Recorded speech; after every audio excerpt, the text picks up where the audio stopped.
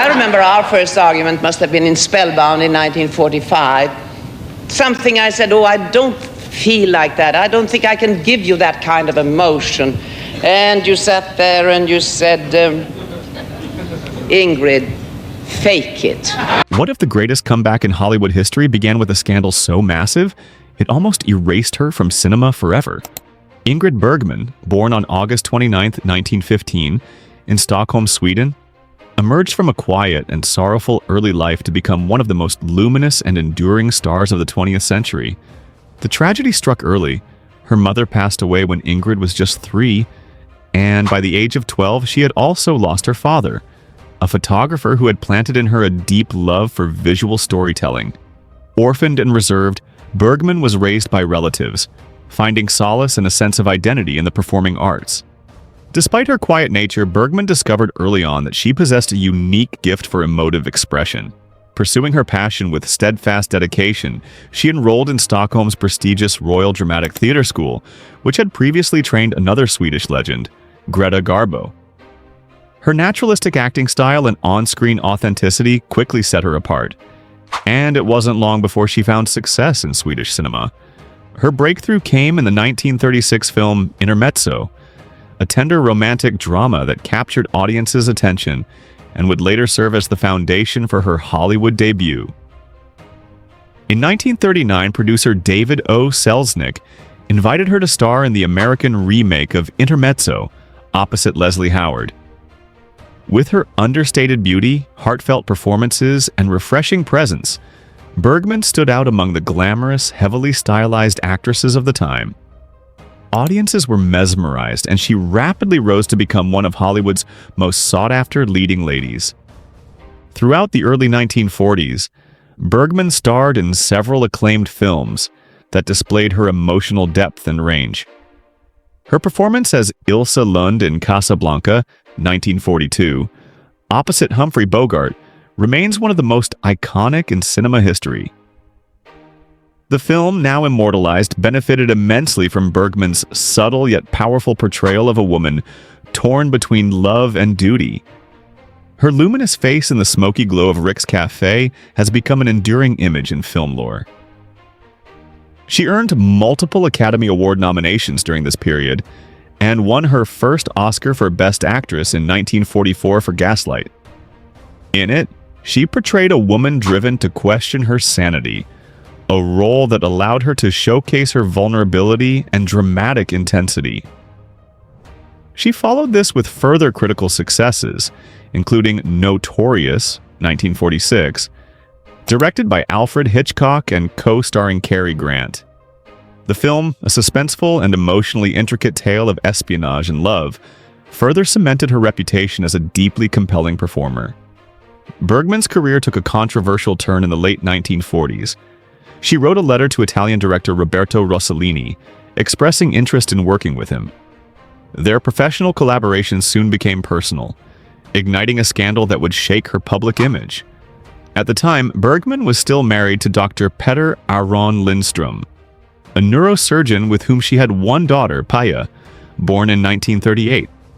Her affair with Rossellini, followed by the birth of their daughter Isabella in 1952, led to a highly publicized fallout. Bergman divorced Lindström in 1950, and soon after married Rossellini in Mexico. Together they had 2 more children, Roberto Ingmar, 1954, and Isolta Ingrid, 1956, and worked on a series of bold, experimental films including Stromboli, 1950, Europa 51, and Journey to Italy. Though not initially well received commercially, these films were later praised for their impact on modern filmmaking and their raw, neo-realist aesthetic. Bergman's performances during this period revealed a more introspective and human dimension, free from Hollywood gloss. However, her marriage to Rossellini was fraught with personal and professional tensions. Differences in culture, lifestyle, and the pressures of public scrutiny strained the relationship. By 1957, the couple had divorced, bringing to an end a turbulent yet creatively rich chapter in her life. A year later, in 1958, Bergman married Lars Schmidt, a Swedish theater producer who provided a more stable environment. Their marriage lasted nearly 2 decades. During this period, she balanced her work in film and theater across Europe and the US, returning to American cinema in triumph with Anastasia, 1956. Her role as a woman with a mysterious past earned her a second Academy Award and marked her symbolic return to Hollywood, which had once exiled her. In the years that followed, Bergman continued to prove her versatility with a range of roles in both theater and television. Notably, she portrayed Israeli Prime Minister Golda Meir in A Woman Called Golda, a role that earned her an Emmy and Golden Globe posthumously. She also maintained a robust presence on stage, captivating live audiences with the same intensity she brought to the screen. Among the most meaningful relationships of her life, one stood apart not for its duration or scandal, but for its quiet emotional weight: her bond with Gregory Peck. In her memoirs, Bergman described Peck as massive, a word that carried emotional resonance far beyond physical description. She was struck not just by his imposing frame and Romanesque features, but by the soulful depth and moral integrity he radiated. Bergman, who had worked with legends from Humphrey Bogart to Cary Grant, was genuinely affected by Peck's presence. She recounted how his silence often spoke louder than others' speeches, and how he treated his craft with reverence, not as a means to fame, but as a vehicle for truth. She felt challenged and transformed by working alongside him. Their chemistry was never overtly romantic, but it resonated with a rare kind of emotional electricity that she never forgot. In the early 1970s, while starring in The Constant Wife in London, Bergman discovered a lump in her left breast. On June 15, 1974, she quietly underwent surgery. Though she resumed work quickly, it marked the beginning of her long and courageous fight with breast cancer. Years later, while filming Autumn Sonata with director Ingrid Bergman, no relation, she faced a recurrence of the disease. Even in physical pain, she gave what many consider her most haunting and emotionally raw performance, playing a mother confronting her regrets and fractured relationships. Despite recurring health battles, she continued acting. Her final project, A Woman Called Golda, was filmed during a time when her health was rapidly deteriorating. Chemotherapy had ravaged her body, collapsing a vertebra and leaving her right lung defunct. Yet she carried on, delivering a powerful performance filled with dignity and strength. In the final chapter of her life, Bergman retreated to her London apartment in the peaceful Cheney Gardens area, seeking privacy. She avoided public appearances, not wanting to be seen in her weakened condition. Yet her spirit remained unbroken. She continued to read, reflect, and engage with the people closest to her. On August 29, 1982, her 67th birthday, Ingrid Bergman passed away peacefully, surrounded by loved ones, including her ex-husband, Lars Schmidt, who had remained a close friend. In a touching final gesture, the small group at her bedside raised a toast in her honor. By her side lay an open copy of The Little Prince, a book she cherished for its poetic exploration of innocence, love, and loss. Her memorial service was held in October at St. Martin in the Fields in London. Over 1,200 mourners gathered, including her 3 children and members of the Rossellini family. Actors, friends, and artists from across the world came to honor a woman whose life and work had touched them deeply. Excerpts from Shakespeare and songs from her films, including As Time Goes By and This Old Man, were performed, evoking both tears and smiles. Following her second marriage to Lars Schmidt and her major Oscar-winning comeback in Anastasia, 1956, Ingrid Bergman began to chart a path that redefined both her personal and professional lives. No longer bound by Hollywood's rigid constraints, she leveraged her transcendent star power and newfound independence to explore richer, more complex roles. European filmmakers, particularly the Italians, Germans, and Brits, saw in her a rare talent capable of transcending national boundaries. Her ability to deliver performances in multiple languages brought her work an artistic authenticity that resonated across cultures. In the 1960s, Bergman threw herself into the theater with renewed zeal. Under Schmidt's guidance, she took to stages in Stockholm, London, and New York, tackling everything from A Month in the Country to Hedda Gabler. Critics praised her for bringing the same sincerity and immediacy to the live stage that had made her Hollywood films unforgettable. Admirers noted how she made each character wholly believable, whether a troubled wife or a morally conflicted heroine, imbuing each with realism and depth. Offstage, Bergman was shaping up to be more than just an actor. She became a mentor to younger artists. She welcomed aspiring performers into her London drawing room, offering advice on the power of truthful acting, of listening deeply, and of infusing every moment on stage or on screen with emotional resonance. It was a natural extension of her own sensibilities.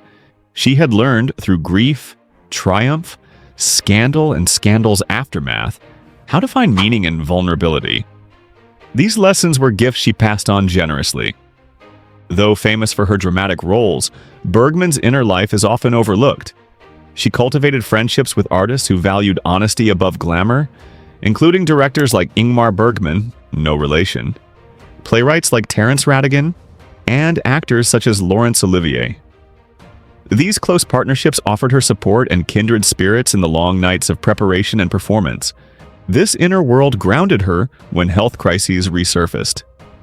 The breast cancer she first faced in 1974 had been surgically removed, and subsequent treatments kept it at bay for several years.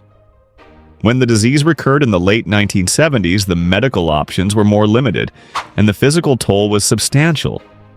Yet, Ingrid would later describe her life during those years as deeply purposeful. She chose her roles not for fame, but because they asked something meaningful of her. Autumn Sonata, 1978, directed by Ingmar Bergman, remains one of her most revered performances. Not just for the skill it displayed, but for the existential honesty it revealed. She played a mother confronting emotional estrangement and regrets with such raw participants that critics described it as the most spiritual film of the decade. It was during the filming of A Woman Called Golda, 1981, that Ingrid gave her final and arguably most poignant performance. Cast as Israeli Prime Minister Golda Meir, Bergman transformed completely, embodying the famous stateswoman's fierce intelligence, stubborn will, and moral complexity. Though the production was grueling, long days, exhausting prosthetics, and rising anxiety over her faltering health, Bergman held herself to the highest standards. Co-stars and crew members spoke of her habitual arrival on set at dawn, her unfailing courtesy, and the warmth she offered to everyone, regardless of their role in the production.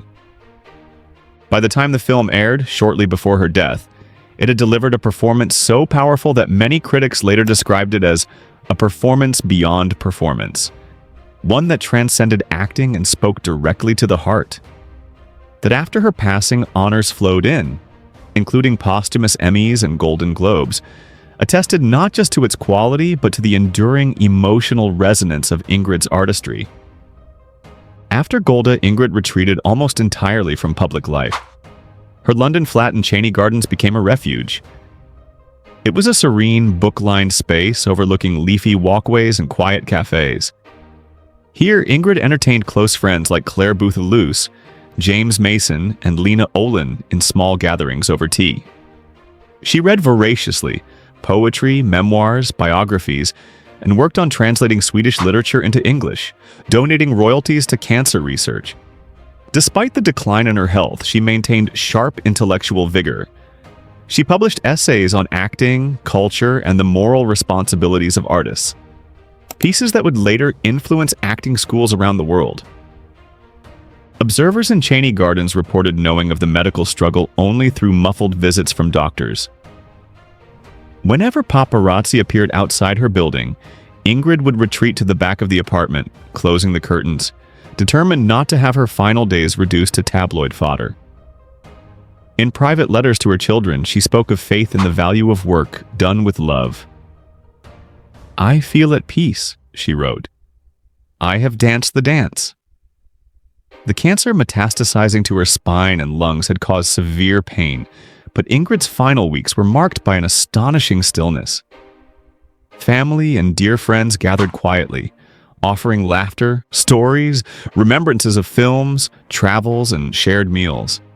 She passed on the morning of her 67th birthday, August 29, 1982, When the news broke, tributes streamed in from Hollywood to Stockholm, from professional journals to street corners in Casablanca, where her film remains a cultural touchstone.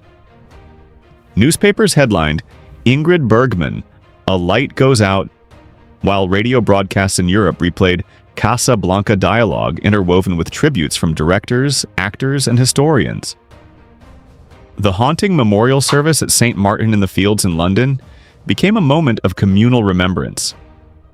An open casket lay under beams of soft candlelight. Inside, video screens quietly played black and white clips.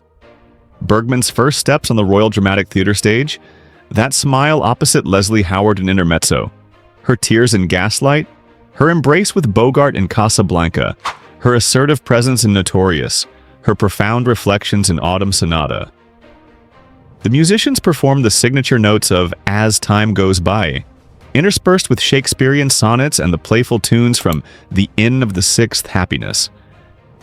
Among the readers were Sir John Gielgud and Dame Wendy Hiller, each choosing words that reflected Bergman's own lifelong search for authenticity and depth. In the years since her passing, Ingrid Bergman's legacy has only deepened. Every decade sees new retrospectives, film festivals devoted to the Ingrid Bergman years, museum exhibitions featuring her dresses, diaries and letters, and documentaries chronicling her life and art.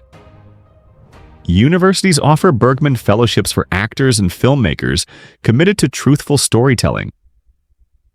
The Royal Dramatic Theatre in Stockholm annually awards the Ingrid Bergman Prize to actors who demonstrate quiet strength and profound authenticity. Her screen performances are regularly cited in film courses as benchmarks of emotional honesty and technique. Casablanca, that iconic moment in Rick's Cafe, immortalized not just by its setting but by her face, has become a case study in how cinematic chemistry can transcend script. Gaslight is still viewed as a masterclass in escalating psychological tension. Notorious is studied for its interplay of espionage, sexuality, and tragedy. Autumn Sonata now sits among the finest mother-daughter dramas in cinema history. A Woman Called Golda continues to be a reference point for biographical performances on TV. On the personal side, her children and grandchildren have established the Bergman Foundation, which supports drama schools in Sweden and the UK, and funds scholarships for women pursuing directing and screenwriting. In 2005, her daughter Pia Lindström recorded a documentary about her mother, featuring interviews with people Ingrid had worked with. Hitchcock, Rossellini, Peck, Grant, Bogart, Lumet's assistants, none still alive, but their contributions preserved on film. Through clips and voice recordings, Ingrid seemed to speak directly to new generations, recounting her choices, regrets, hopes, and joys. Among the many facets of Ingrid's story, her reflection on Gregory Peck has taken on its own quiet legend. Decades after her passing, film historians dug deeper into their collaborations, including one unmade screenplay.